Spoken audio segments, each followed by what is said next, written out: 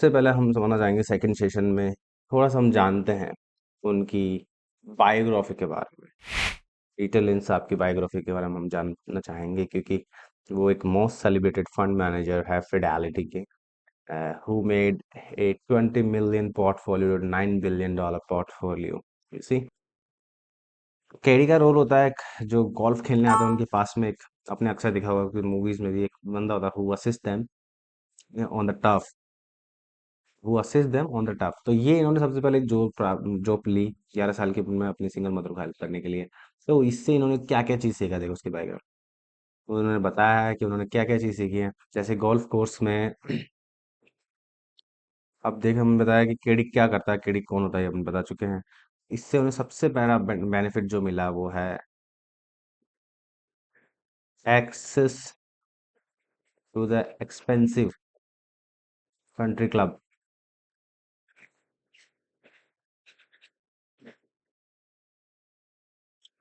Golf, right, जहाँ पे बड़े बड़े एमडी, सीईओज एंड सीएफओज जो कंपनी के या फंड मैनेजर्स जिनको हम कह सकते हैं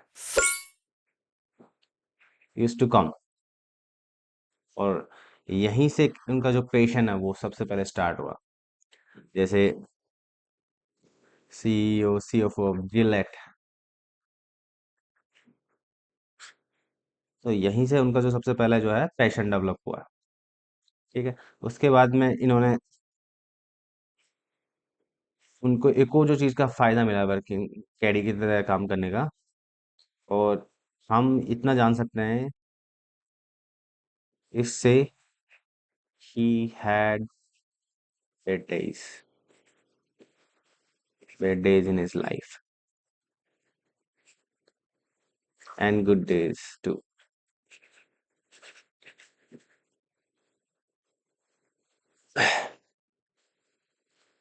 ठीक है गाइस, देखा आपने हाउ चैलेंजिंग इज लाइफ।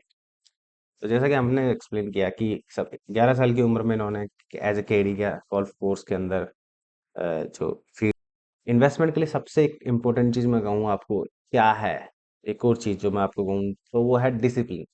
ठीक है, आपको लाइफ में डिसिप्लिन होना बहुत जरूरी है। So he had learn sorry discipline in his life from where. ठीक है, तो 1967 से 1969, राइट, 3 इयर्स ही सर्व्ड इन द मिलिट्री। तीन, देखो आपने शेयर खरीद लिया, आप शेयर को बेचोगे, ये फिक्स है, to realise a profit, not today, maybe tomorrow, maybe 1 year later, और मे बी 2 ईयर लेटर, और maybe after 10 year later, और maybe you want sell it as long as you don't see the profit. तो ये चीज़ है, but ये एक discipline आता है। आपको 1,000 रुपये का मुनाफा बनाना है मार्केट से एक दिन के अंदर, आप नॉर्मल रिटेल इन्वेस्टर हो, पर 1,000 रुपये मुनाफा बनने के बाद भी आप 1,500 का इंतजार करते हैं, फिर 2,000 का, फिर पता लगता है कि शेयर अचानक से गिरने लग जाता है पूरा। ठीक है, फिर आपका क्या होता है, नुकसान हो जाता है। जहाँ 1,000 बनाते हो आपके आपको 500 का लॉस हो गया है, मान लो 1,000 का लॉस हो गया। ठीक है, या फिर आप पोजीशन ही अपने होल्ड कर ली, क्या हो सकता है आपका कुछ और पर्सपेक्टिव हो शेयर के अगेंस्ट में, शेयर के लिए। तो इस प्रकार से एक डिसिप्लिन बिल्ड होना, जो कि वॉरेन बफेट ने भी बहुत कहा है कि discipline is very important in investment. Similar like अगर आप कोई जिम करते हैं या किसी को, तो वहां पे भी डिसिप्लिन बहुत जरूरी है, you have to go every day in to gym. Similar like in stock market, discipline is important, what is your objective, stay with it.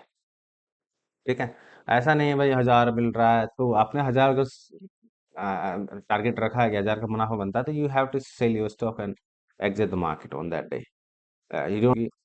Graduation भी उन्होंने की है, ग्रेजुएशन में उन्होंने बहुत बड़ी बड़ी चीजें सीखी, स्टैटिक्स, एडवांस कैलकुलेशन, कैलकुलस, और उसके बाद में क्या बोलते हैं क्वांटिटिव एनालिसिस।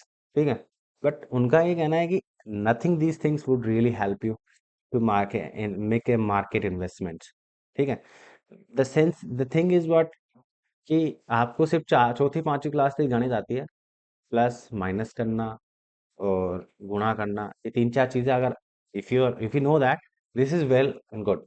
इससे ज्यादा आपको ज्यादा कोई रॉकेट साइंस नहीं इन्वेस्टमेंट करना। Investment is art according to Peter Lynch, listen to me very carefully guys, according to the Peter Lynch, investing is a art, okay, it's not a science, so don't consider is rocket science. Okay, simple सा steps आपको follow करना है। ठीक है, तो उस time पे जब, और आज के टाइम पे भी, fidelity is one of the fund who have always been a hot selling in mutual funds. ठीक है, तो कुछ बेसिक चीजें जो उन्होंने लर्न की अपने इन्वेस्टमेंट गुरु से, लाइक मिस्टर जॉनसन, जिनके बारे में उन्होंने इस प्रकार से कोट किया कि मिस्टर जॉनसन भी ये कहते हैं कि invest in stock not to preserve the capital. ऐसा नहीं कि आप पैसा डाल रहे हो, अपने 5 लाख डाले, 5 लाख बचा के रखना मुझे, बिकॉज वो तो आप एफडी में भी डाल सकते हो, आरडी करा सकते हो, your investment would be safe, right? वो तो आप वहां पे भी डाल सकते हो। Problem is we are not making investment to preserve the capital, we are making investment to make the money, take the profit and invest, and invest, invest, invest, invest in more stocks and make more money. तो ये एक philosophy है और ये coat है Johnson का, जो कि एक फिडेलिटी के फंड मैनेजर रह चुके हैं थे। तो उसी चीज को इन्होंने फॉलो किया है कि तो देखो क्या हुआ कि एक इंस्टेंस इन्होंने बताया है, जब फिडेलिटी में 40 शेयर्स का एक पोर्टफोलियो था। तो इनसे पूछा गया और इनको बोला गया कि we have to reduce the portfolio to 20 stocks. ठीक है, तो व्हाट हैपेंड पोस्ट दैट, तो ही सेज वन इंस्टेंस की उसके बाद में इन्होंने 40 की जगह 60 स्टॉक कर दिया, फिर 80, फिर 100, फिर 120। So they have anyhow doubled, more than doubled the stock. But ऐसा क्यों किया उन्होंने? But they did actually everything because of he found those stock in a bargain. समझ रहे हो? मतलब उनके हिसाब से जितना स्टॉक का प्राइस चल रहा था वो कम था जितना उनके हिसाब से वैल्यू होना चाहिए था। ठीक है, वैल्यू क्या था एक अलग कॉन्सेप्ट है, वो बात की बात है। पर वैल्यू और प्राइस को कंपेयर करके प्राइस कम था तो सब अंडर वैल्यूड शेयर थे, that was the bargain shares, so he bought it. वो सब बार्गेन शेयर थे तो उन्होंने खरीद लिए, and those were very lucrative. तो जो फंड मैनेजर्स थे जिनके साथ में ये काम कर रहे थे, so those people also find it very interesting and they supported him। और ऐसे ही देखते देखते 20 मिलियन का पोर्टफोलियो 9 बिलियन का पोर्टफोलियो बन जाता है, and this is how he became the most celebrated fund manager. ठीक है, एंड उसके अलावा एक और चीज उन्होंने जो शेयर की, स्टॉक मार्केट में सिर्फ इसलिए इन्वेस्ट मत करो कि लोग आपके यार दोस्त सब लोग इन्वेस्टमेंट कर रहे हैं। आपको स्टॉक मार्केट के बारे में जानना पड़ेगा थोड़ा बहुत, आपको एक डिसिप्लिन रखते हुए एक नॉर्मल सेंस ऑफ अंडरस्टैंडिंग लेनी पड़ेगी। ठीक है, तो जैसे मैं कहूँ कि स्टॉक पिकिंग है, उसके बारे में उन्होंने क्या कहा है, 1950 एंड 1960। ठीक है, थोड़ा सा इसको मैं लिख के बताता हूँ आपको कि उन्होंने क्या कहा है। ठीक है, फिर इसको एक्सप्लेन करते हैं हल्का सा, रिजल्ट आएगा। ठीक है, उसके बाद में 1950 और 1960 में DJI, ये क्या होता है, डाउ जोन्स इंडस्ट्रियल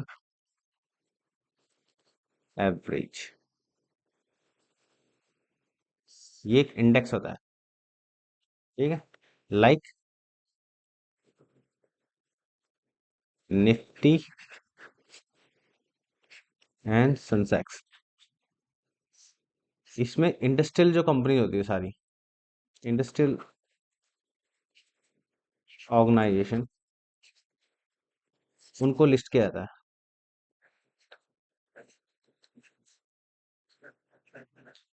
ठीक है, उसके अलावा एक और एक्शन होता है नैस्डैक। नैस्डैक में आपको, ये भी स्टॉक एक्सचेंज है। उसके बाद में एक इंडेक्स और है S&P 500। नैस्डैक में भी not stock, I think I might have it. Nasdaq एक स्टॉक एक्सचेंज नहीं है, sorry. I'm not able to delete, but let's cross it out. Okay, forget it. This is S&P 500। तो standard and poor,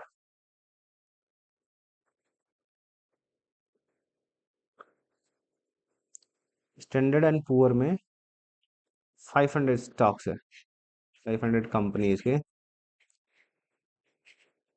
stocks है इसमें। Triple हो गया, tripled. अगर ये 100 था तो 300 हो गया इंडेक्स, और यहाँ डबल हुआ।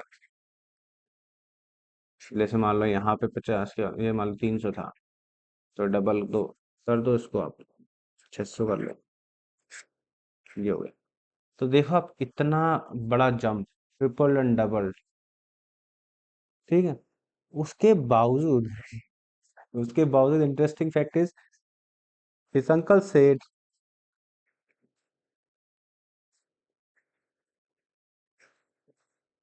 इट्स टू रिस्की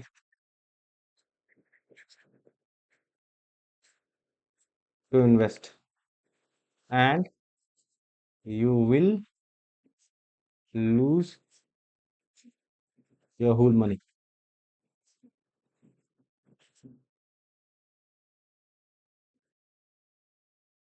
1980, समझ रहे हो, 1980, again highest of all time,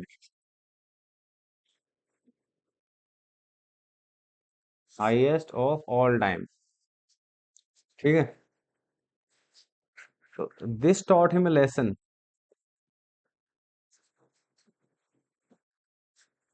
lesson क्या, that you can not predict the जैसा कि आप मार्केट। देख पा रहे हैं मेरी स्क्रीन पे, ठीक है, मैंने ये लाइव उठाया आपके लिए, DJI दिसंबर 50 का खत्म हाय हुआ, friends, welcome back to our 43 YouTube channel point पे मान लो फिनसाइट। आप, 43 नहीं तो ये ले लो, 229 के आसपास, ठीक है।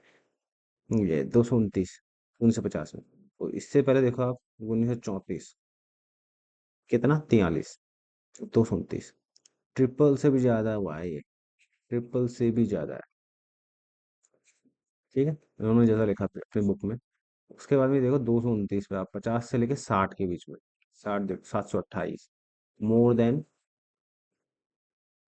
2 टाइम्स, मोर देन 2 टाइम्स, ठीक है। क्लब करीब 60 इंक्रीज है ये बेस पे, इंक्रीज, ठीक है। तो यही बात इन्होंने कही है यहाँ पे। तो देख रहे हो मेरी स्क्रीन को, चलो। So this is how he explained it, कि 1950 से 1960 तक ये डबल हो गया, और उससे पहले जो था इंडेक्स ये ट्रिपल हुआ, ठीक है। और उसके बाद में 1900 से में it was a highest, I am not showing right now because I have a lack of time, but 1980 में दैट वाज अ हाईएस्ट, ठीक है। मेरे